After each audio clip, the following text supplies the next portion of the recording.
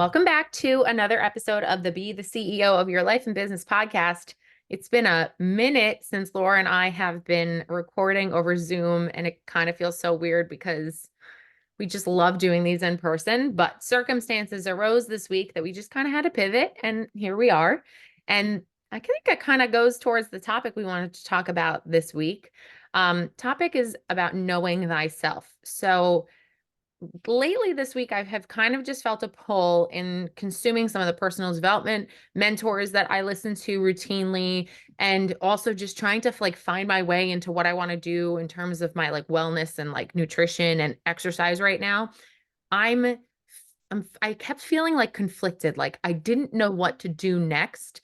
And it's because I realized I've been following a plan for the past 10 years where there would be a new program that would come out for my workouts. And I'm like, oh, that's what I'm going to do. Or there's new, emerging research on you should do this to set up your nightly routine or what have you. And I would do that and I would adapt it. And then something would happen and I would slide away from it. And I kept feeling like this, pull, I don't know what's wrong with me. I felt like I just didn't have the motivation. I didn't have the discipline anymore. I wasn't really sure what was happening. And then I heard a podcast episode this morning from one of my favorites. I think they're absolutely brilliant, but it was a suggestion of after you have dinner and at the end of the night, you should take a 30-minute walk. And it smacked me upside the head while I was actually taking a walk this morning while listening to it. I was like, what do you mean take a walk for 30 minutes after dinner? That's not my reality. That's not my life. And I realized I'm like, this individual is preaching this to his entire audience, which is totally fine because it might work for other people. But I felt almost lost. I was like, I can't connect to this. So I kept on feeling like, okay, if I can't connect to this, does that mean I don't have a solution? And then I kind of had to remind myself, well, wait a second. I do have a lot of tools and tips and strategies within me. I've really culled a lot of things that work for me and things that don't work for me, and realized really that you have to kind of pivot to the season you are. So I think that's what we wanted to have a conversation about today. I think it's going to be, a very applicable, relatable one, especially to moms like us, where we feel like, wait a second, that's really well-meaning, but we probably can't achieve that. Yeah, and it's like I was saying before we started recording that, we have mentors that we follow online and, podcasts that we love to listen to. Yeah. But when you're listening to somebody that like a mentor from afar, so to speak, you have to remember that this is their life and you have your life. So you can Mhm. take the tips that they give that are, relevant or applicable to you, but don't feel like there's something wrong with you because it all does not apply to you. And I feel this a lot when I listen to mentors like, how much I love Ed Milet, right? Mhm. So Ed Milet interviewed his partner, Andy Frisella, last week or the week before, and Yeah. they are both multi millionaires. Mhm. And I was listening to, they were actually giving time management tips. And in my head, I was thinking, okay, you are not a working mom, and this is not this may be great for somebody else. But I actually stopped listening to it because I was like, this is not for, they're not talking to me, because this may work for somebody else, but I can't, just put my head down and do all the things that they're talking about in my reality right now, because I am running a law firm.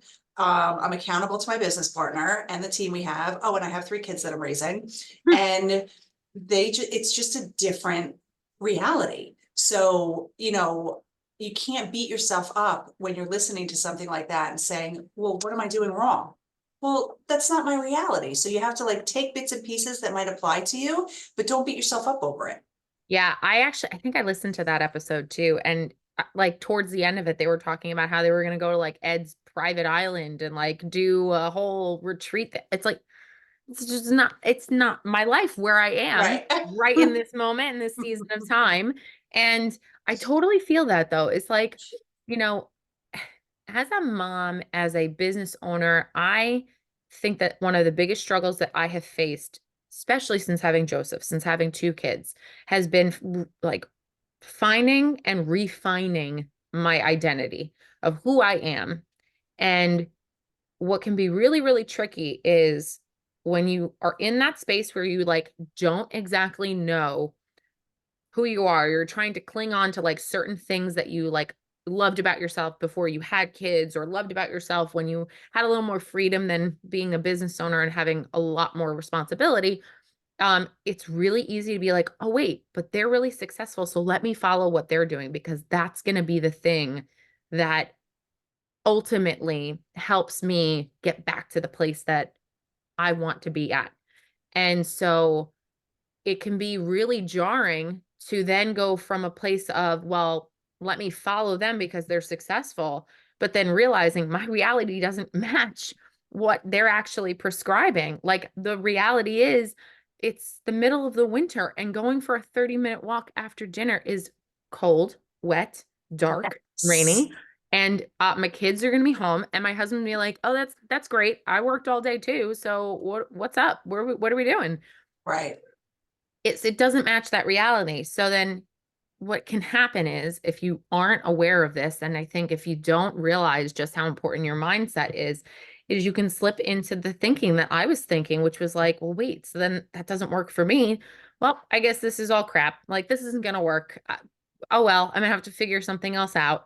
Um, and it can be really like frustrating, I think, especially when you feel like you have so much to Yeah, do, that's so much exactly. on your plate. And it's like, well, I just need help in this one area. Like, tell me what I can do.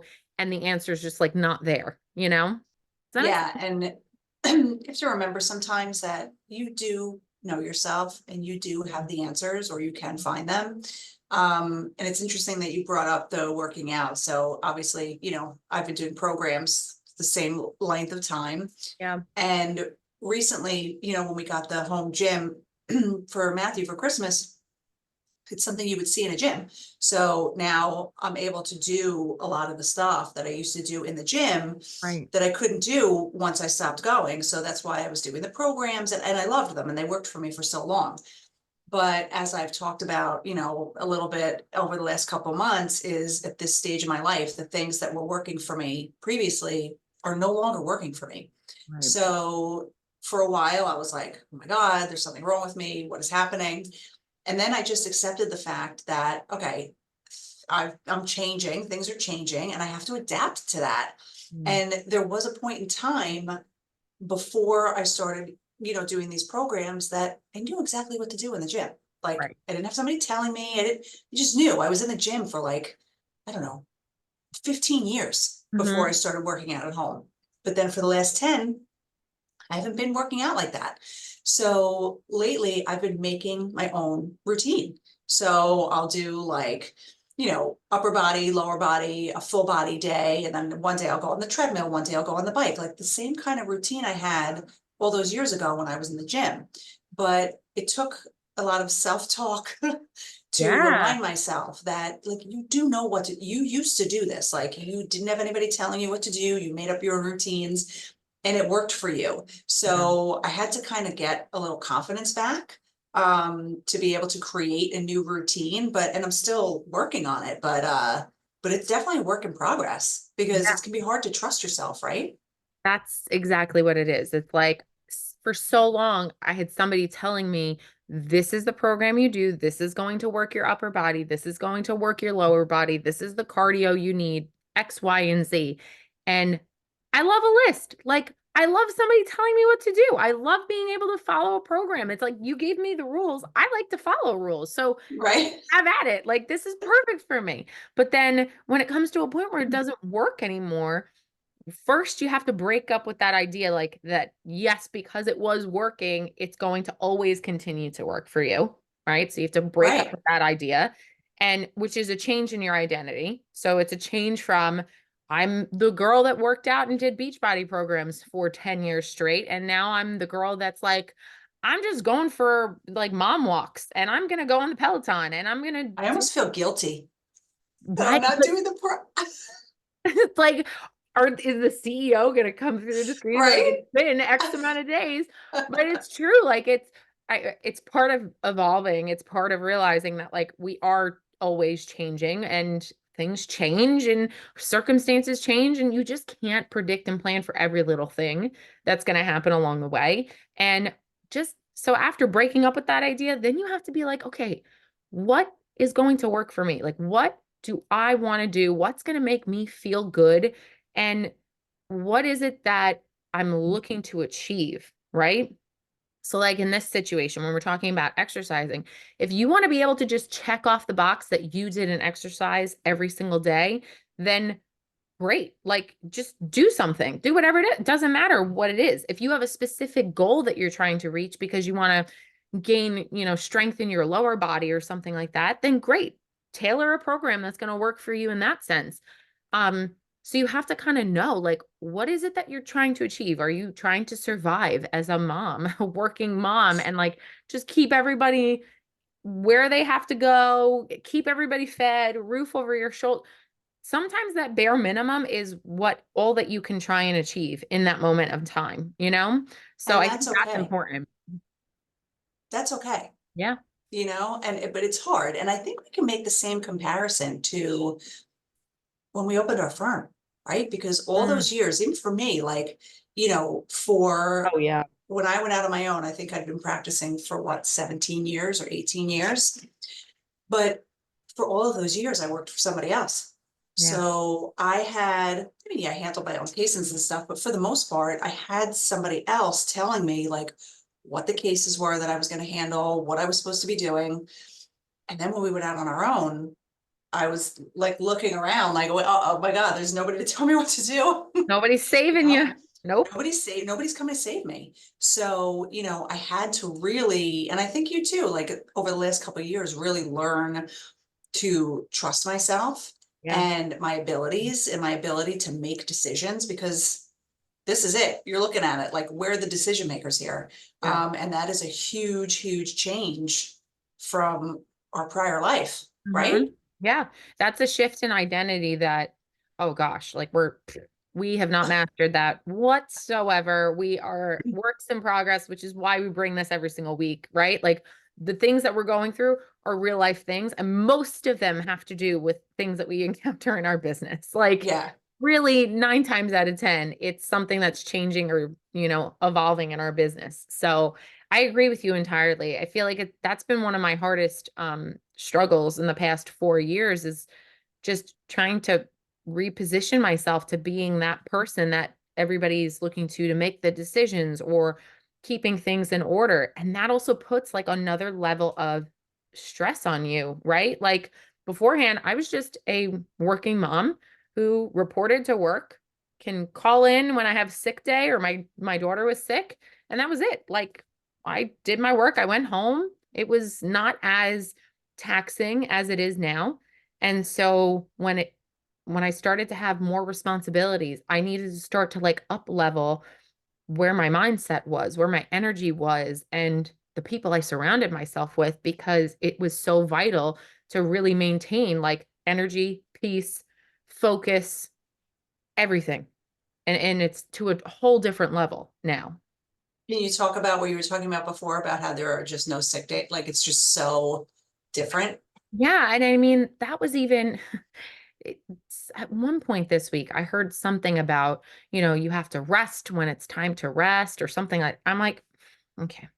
I'm on day like 7 of my Oh my household. God, Amy's had the week from hell. We've had a week. January felt like 300 days long, and Yes, 290 of them were sick days in our household. Okay. yes. Everybody was sick at some point in time, except for my husband, which I think he's on borrowed time until he gets sick. But truly, it was such a difficult week, this past week for me. And it's because of that added pressure that we have. Like, I can't, if I'm sick, it's one thing. Like, I'm laid out, but I will try and do as much as I can because that's just like the work ethic in me. I just have to try and still get work done. If my child is sick, that's a whole different ballgame. That is you having to take care of another human being while you're taking care of yourself, while you're also taking care of your business. And I was having this conversation with my dad, and I was like, I just don't think that anybody really realizes what kind of stress and pressure we are under running a business, as opposed to being an employee that can use a sick day, use a PTO day, right?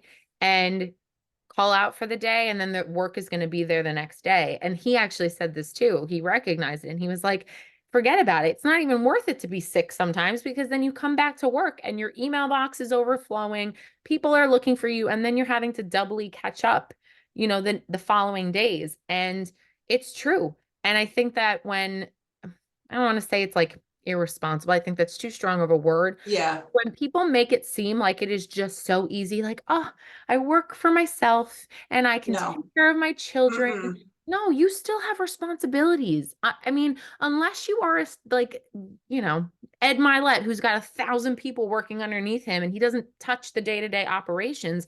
When you're a small business owner like we are, you can't just remove yourself completely. Like no. you go MIA, things fall apart underneath you. Yeah, you can't. And that's why, like, I always tell my kids, like, you have to, when you are looking at things online and looking, at what people are posting, I feel like especially on not just Instagram, but like, I feel like Instagram is the worst offender. Yeah. Um, when you are looking at, these people that say, oh, I work, 3 hours a day. And what, okay, slow your roll and realize that A is probably not true. And B, it might not apply to you. Like you and I, and this is where I struggled a bit, right? Remember all those years ago when we were really like heavy into Beachbody and we were coaching Yeah. and we were, practicing law at the same time. Yeah. And, I used to look at these women that were saying that they were working a couple hours a day, they're making millions of dollars a year. And I'm like, what are we doing wrong? And then, you know what? I ultimately learned at the end of the day, like they were not working 3 hours a day. They worked 24/7.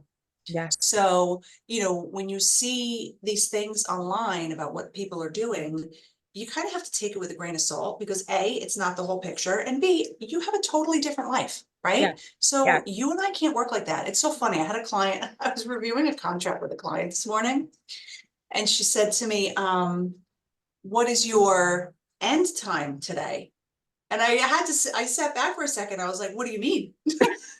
She was like, What? well, what is your end time today? I was like, well, I don't really have one. Because this is literally what I said to her. I'm like, I don't have one because if like this is our firm.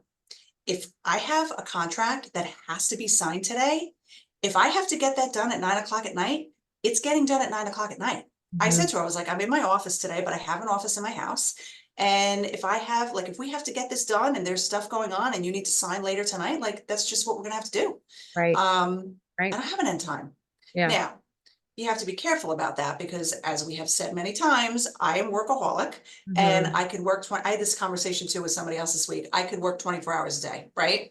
So I have to know myself and know when I'm reaching the breaking point Yep. and know when I need to take a break. So because I have felt like December was just, there are no words. We were so crazy in December. It was so stressful. It was We ridiculous. do not talk about December of No, it 2023. was so bad. I don't want to say bad, but it was so Oh, bad. Like it it was was just nuts. gnarly. Um, and January was just ridiculous, Yeah. right?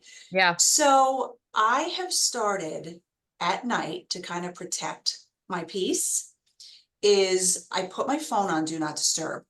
So what the only people that can reach me, of course, Amy, and my parents and my brothers and Mike and the kids, and that's it. Yeah. So when I wake up in the morning, I don't see text notifications. I don't have email notifications on my phone anymore. I completely shut them off. Um, but I don't see anything when I pick up my phone in the morning. It's just my home screen with the time, and that's it.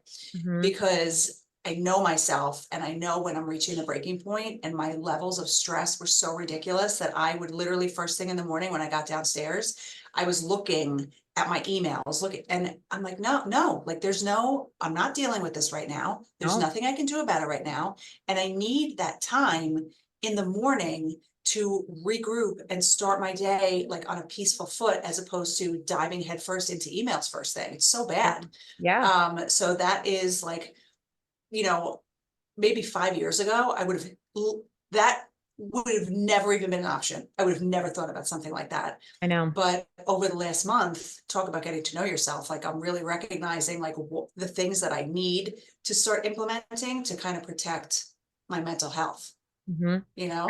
And I think what's important here too is like there's no one size fits all. There's not one Right, thing that is going to work for like even between Laura and I, no matter how similar we are, no matter how similarly we think, no matter how aligned our values are, Laura has kids that are older than my kids. They're in a different phase of life. There are different responsibilities, needs, requirements, although like she's a chauffeur everywhere, but I feel like I am like a house manager, like a zookeeper. right. It's just so different in It's a these different zookeeper. I phases. love that. It's It just, amazing. that's what it feels like. And Yes. so I could sit here and be like, yeah, if whatever suggestion you were making about do not disturb, that's pretty much across the board. Anybody could apply that to their life.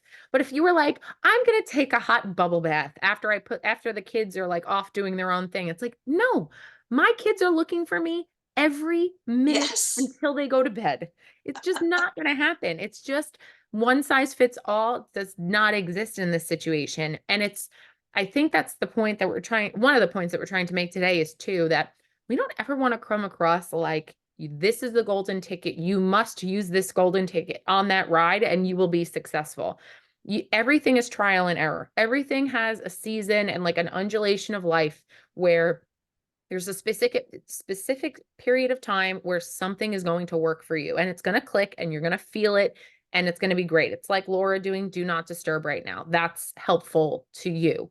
But there's not always going to be that perfect pill, that magic thing that's going to happen. And when you start looking inward and realizing, like, okay, I just have to try and see what works. It's just not going to be exactly what everybody else is saying that they're doing or exactly what these gurus say is the key to success, because it's just not my life. And that's okay. I will figure it out. I will find another solution for myself. Yeah, you totally have to put things into perspective. I mean, you have to take yourself into consideration. What Hmm. phase of life are you in? Like you said, you and I are two totally different phases with our kids, right? What phase of life are you in? What do you have going on? What works for you and what doesn't? So it's great. Amy and I both have people that we love to listen to. We love their advice. But we kind of have to take bits and even if you're listening to our podcast, like not everything's going to apply to you. You may be in a different season than we are. But take the pieces that help you, but you have to learn to trust yourself and Hmm. to know that, okay, you know what, this sounds like a good idea. This I can apply to myself. That, not so much for me. I'm not in that phase. Right. And be okay with it, right? So the whole point is that you have to really learn to trust yourself. So we hope these tips were helpful. We thank you for spending time with us, and we'll talk to you on the next episode.